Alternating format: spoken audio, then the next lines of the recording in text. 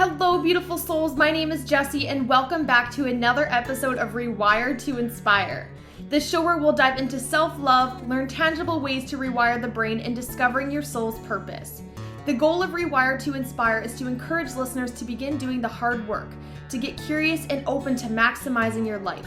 Our mindset shapes how we live. Depending on life events, traumas, and personal experiences, our mindsets are all vastly different. However, one thing we all have in common is the ability to rewire our mind, to change the narrative, and to pivot our lives. I hope you leave each episode with the belief that you are so worthy to live a life true to you. I look forward to chatting with you every single Tuesday and Thursday and helping you grow exponentially in all areas of your life. Without further ado, here's today's episode. Hello, beautiful souls, and welcome back for another episode of Rewire to Inspire. I am your host, Jessie Brown, and I am so excited to be jumping on the microphone with you all for episode number 111.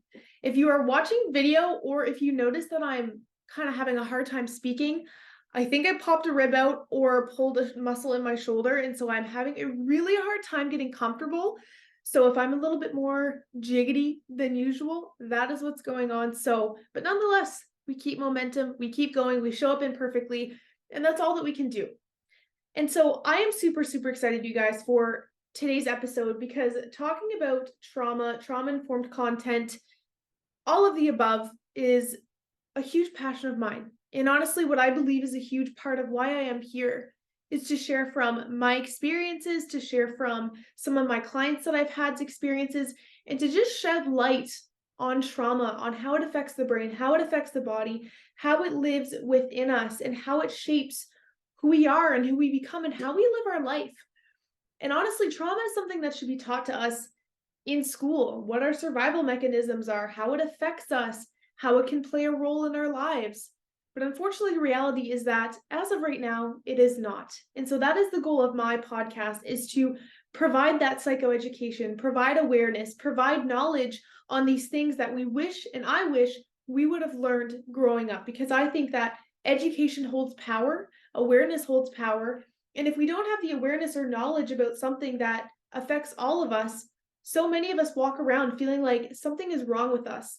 Our body is out to get us. Our mind is out to get us. Nothing seems to be going our way. And so that brings me to the topic of today's episode, which is happening to you versus happening for you. So I wanted to start off today's episode by kind of doing a little bit of a story / just a recap of how I've been doing, because I think that today's episode came up because it's something that I've been learning to embrace for myself. So recently, I've really been just wanting to tell my brain to stop. Stop talking to me for a second. Stop communicating for a second. Stop making me feel anxious for a minute. Stop giving me sad thoughts. Stop X, Y, and Z. I've just been wanting to yell at my own mind to make some of the things stop that are going on. And I've been feeling super, super overwhelmed lately. I've been feeling really tired. I've been feeling anxious. And the one thing that has been helpful for me, again, through all of this, is what I'm sharing with you all today, which is that the things that are happening right now and that I'm experiencing, my body's sending me those signals for a reason. My body's communicating with me in that way for a reason. And until I was able to pause and reflect on that and really just find gratitude, I was having a really hard time. And so my goal of today is for you listening to really be able to honor what your body is communicating, and to know that your brain and your body's job is to protect you. It's to keep you safe. It's to keep you alive. It's to keep you to get you to the next day. And I think oftentimes we forget that because we have all these body sensations and these thoughts and these experiences, and we can forget to thank our one thing that is keeping us going. You know, I often think all the time, we would never let our phone battery die. And if we do, we're pretty quick to plug it back in. But how often are we checking in with our own body's percentage in a way? Is our body dwindling out? Is our battery depleting? Are we filling it back up in the proper way? Or are we letting it hit zero and then staying there, staying shut off, staying disconnected, staying in overwhelm, staying in stress? You know, and so I just felt super pulled to share this with you all. And if anything, for today, I just want you to, if you get one thing out of today, it's that I want you to look at your body as, instead of it doing a lot of things to hurt you, know it's actually doing a lot of things to protect you. A large reason why, again, this came up for me is because I talk about my old job quite often, where I worked in a sexual assault healing center, and my job was to provide psychoeducation to clients coming into our workplace.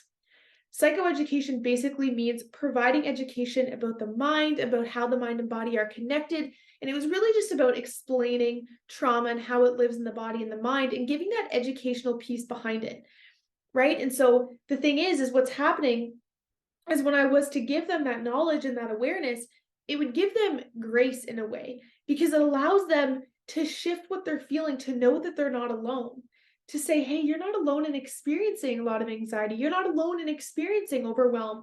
You're not alone in that you responded that way during a traumatic event. This actually happens to a lot of us. But until I stepped into that role, I thought that so much of what I was experiencing in life was only happening to me. And how often do we do that? We think, I'm unique in this. I'm the only one that could ever experience this or know what this is feeling like. And yes, all of our experiences are unique, and they are what shape each and every one of us. However, are we looking at it from a place of I am alone or I am unique? Because we are all unique, but we're not all alone. And so I wanted to provide you guys today with some examples of times where we might be experiencing some things where we think our body is out to get us and our mind is out to get us, but it's actually just keeping us safe. And there's obviously thousands, millions, trillions, maybe even, of examples of this, because again, we're all unique and we all have such unique experiences. But this was just kind of 1, 2, 3, 4, 5, 5 things that I had gathered that really came up for me when I was brainstorming, of times that we see this a lot. The first thing is that we're out of our window of tolerance. I just got off of book club where we're reading a book called Cleaning Up Your Mental Mess. I've talked about it, I think, on the last 4 episodes on here. It is an amazing book, but it is a heavier book. And basically in the chapter that we're reading right now, we talk about hyper and hypo arousal. So basically being out of our window of tolerance that I talk to you guys about all the time. I have an episode specifically about the window of tolerance. I'll make sure I link it down below if you haven't checked out that episode. I definitely encourage you to. But it is often when we are out of our window of tolerance that we can experience things and sensations and experiences and thoughts where we feel like our body is out to get us. We can feel overwhelmed. We can feel like we're shutting down. We can feel like we can't be present. We can feel a lot of pain in our body. We're feeling, like we can't pay attention in class. We're not remembering things. We're super angry. We're super agitated. We feel like we're super, super overreacting to something that seems small. These are all signs of a nervous system that is overwhelmed. But if we don't realize that, we can just start to become really hurtful with ourselves. And the thing is I see this all the time where somebody, gets super, super overwhelmed, and then they get angry at themselves, and then it turns into shame, and then it turns into belittling oneself, and then self-hate comes in, and it's this whole toxic cycle. So my goal is, whenever we're experiencing those things, how can we pause and ask ourselves, okay, from a trauma-informed perspective, what do I think is happening right now? Because we're all going to have impulse reactions to things. We're all going to feel all of our emotions at different times. That is normal. That's what makes us who we are. But again, when we are out of our window of tolerance for so long, are we able to communicate with ourselves, this is likely a trauma response? Do we even have that awareness and knowledge that it's potentially a trauma response? Because I lived so much of my life thinking I don't have trauma. I never experienced any of that. And it's like, hello, where were you? I was disconnected.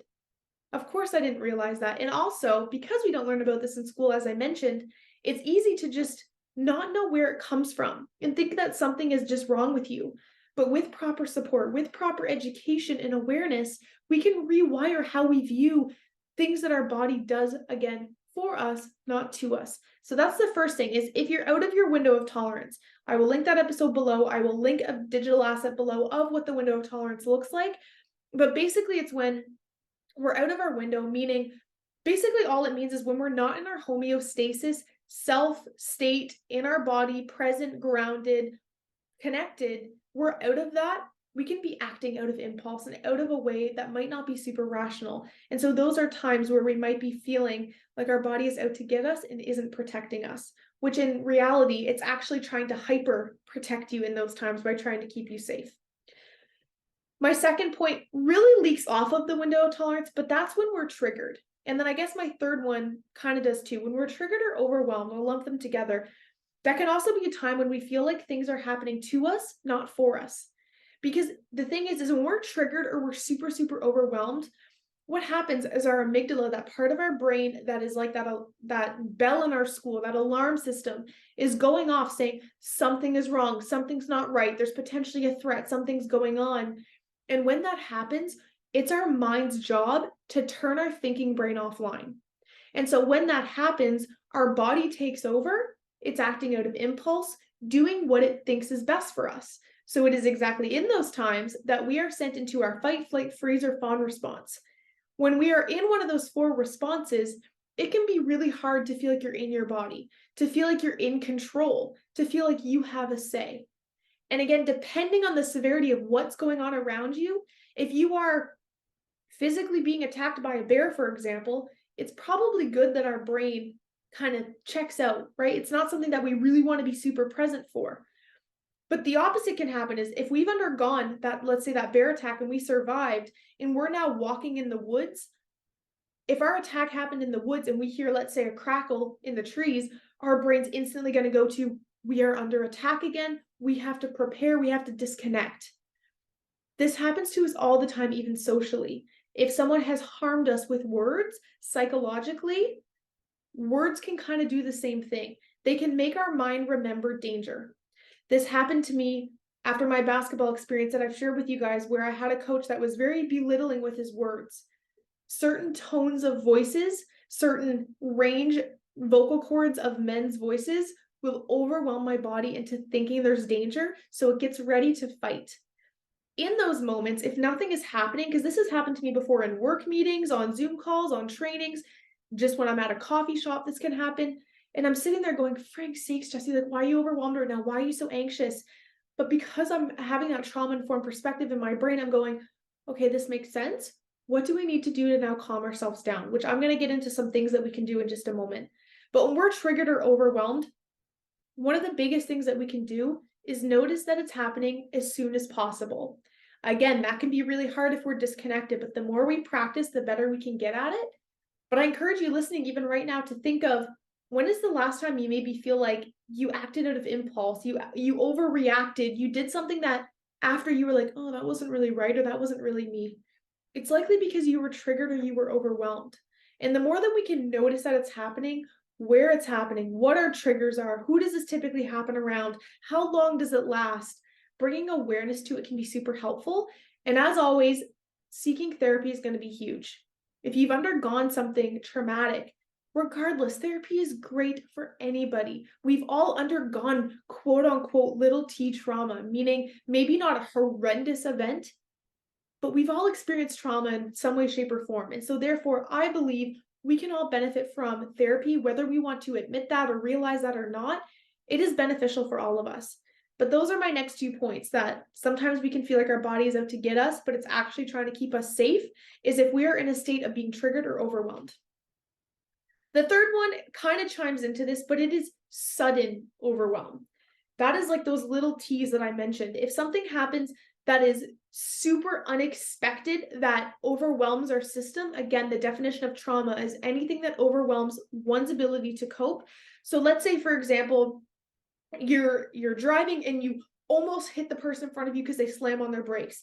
A part of your brain is going to go into overdrive of, oh my gosh, I almost hit them. This could have happened. Like, okay, we got to check in. Is everybody safe? Is everybody good? And it's scanning super quick. Our mind is always scanning and taking in so much more stimuli than I can even begin to process for you. It is constantly taking in new things.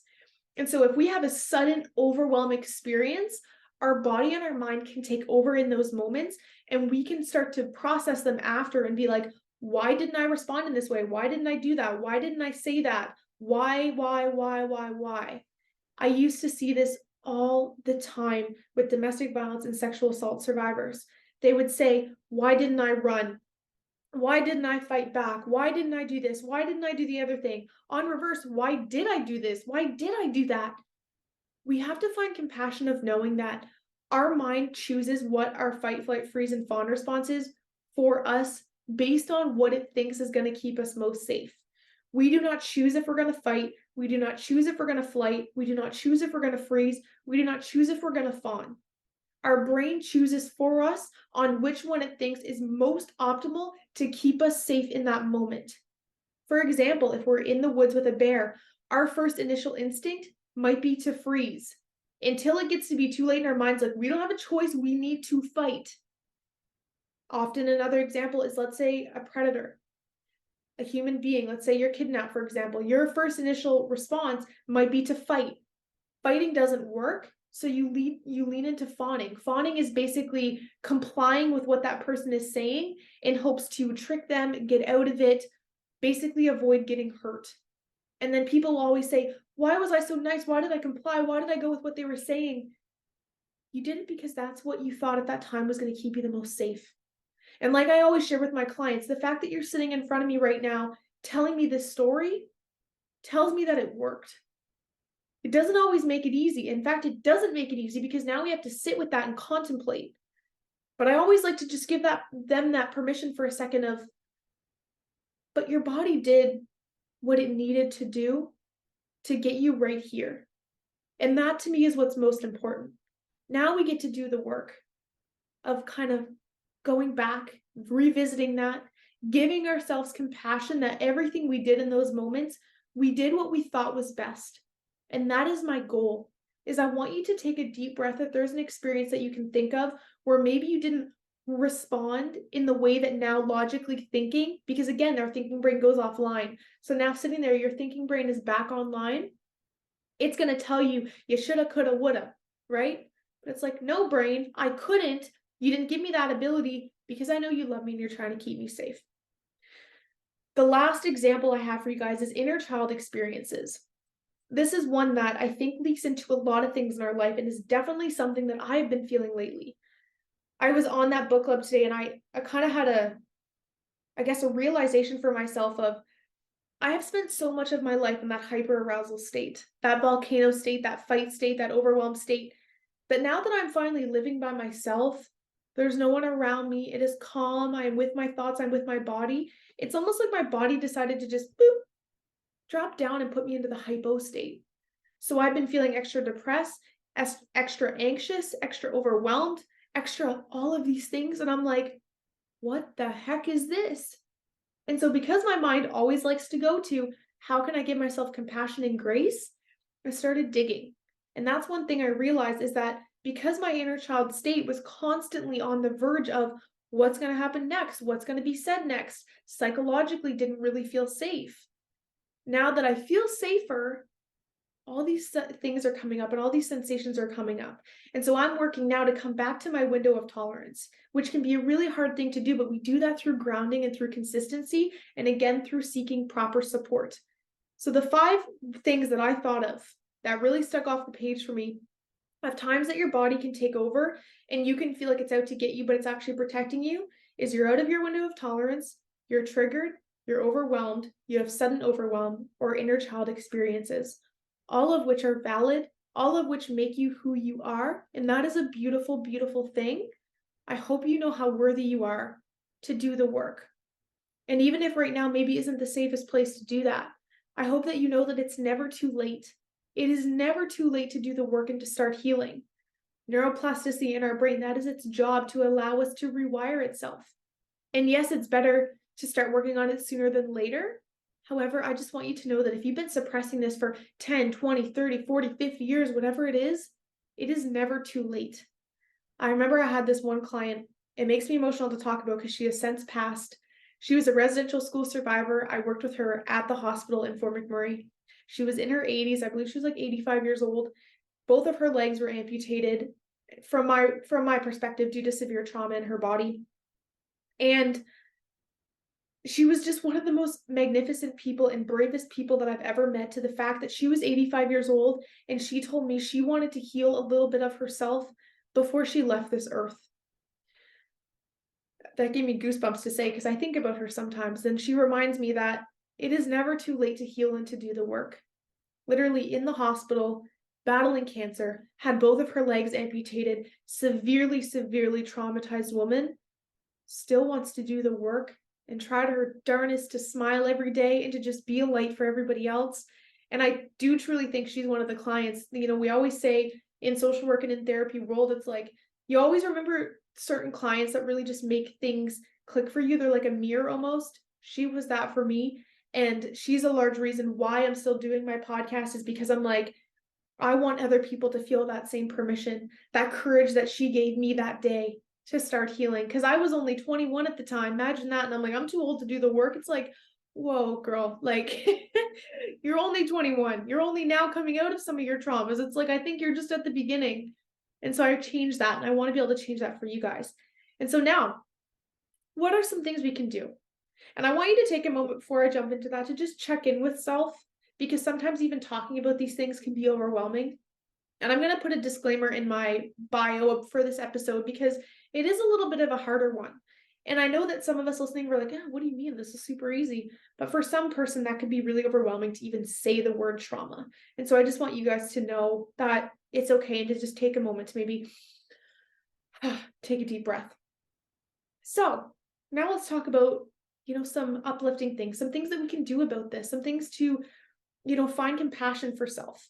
And that is my first point for you guys of how we can begin to shift how we view these things.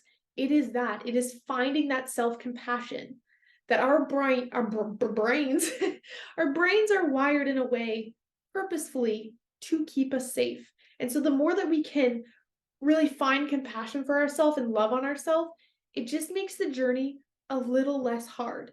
I always say, like, healing is like walking up a mountain with a backpack. Having compassion makes that backpack a little bit lighter. It gives us just permission to keep going up it without it feeling so heavy. The second thing, you're doing it right now, educating yourself, getting awareness, learning, evolving. The more we learn about why we respond the way we respond, the more we're able to get ahead of it and find compassion again for ourselves in those moments. If we know why we're responding in a certain way, it allows us to look at it differently, to do the work, versus not knowing, turning inwards, building shame, and it actually getting worse and heightening, and we build protectors and all those things. So educating ourselves. The third one, which is going to leak into our window of tolerance, but that is to ground and to calm yourself. The more that we can ground ourselves, meaning coming back to our body and calming ourselves, the more we're not only able to widen our window of tolerance. Sorry, my cat was getting in the way there. She's loving my new setup by the window. If you're watching video, you can also see I changed my setup a little bit, probably why I threw my shoulder out. But anyways, grounding yourself, coming back to your body, doing our 5 senses, smelling an essential oil, feeling the texture of something, having a fidget toy. I have my little stress wiener dog here that I like to play with when I'm on calls if I'm overwhelmed. That just brings me back to my body, focusing on the temperature of the room. What do you hear? Just certain things that we can use to calm ourselves.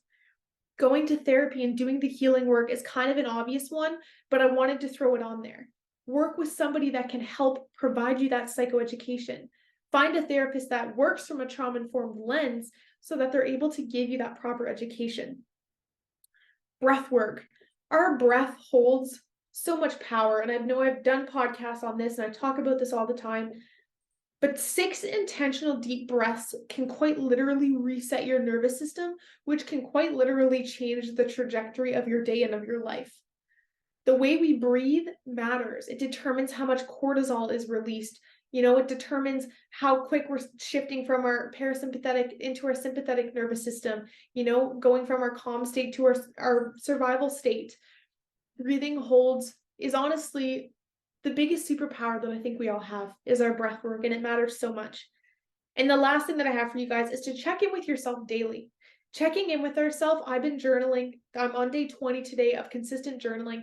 And every day I write down a little blurb, like a word blurb of how I'm feeling. I write down today's emotions, body sensations, gratitude, and intentions for the day.